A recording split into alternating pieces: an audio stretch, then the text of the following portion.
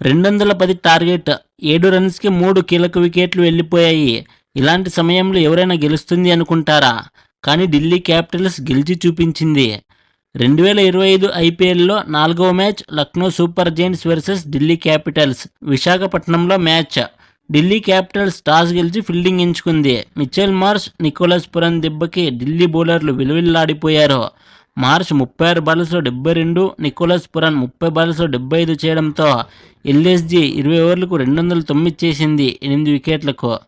210 టార్గెట్తో బరిలోకి దిగిన ఢిల్లీ క్యాపిటల్స్కి మొదట్లోనే ఎదురుదెబ్బ తగిలింది. 7 రన్స్‌కి 3 కీలక వికెట్లు వెళ్లిపోయాయి. అక్షర్ పటేల్ 22, స్టబ్స్ 34 చేసినా ఢిల్లీ క్యాపిటల్స్ 65కి 5 వికెట్లతో ఉంది.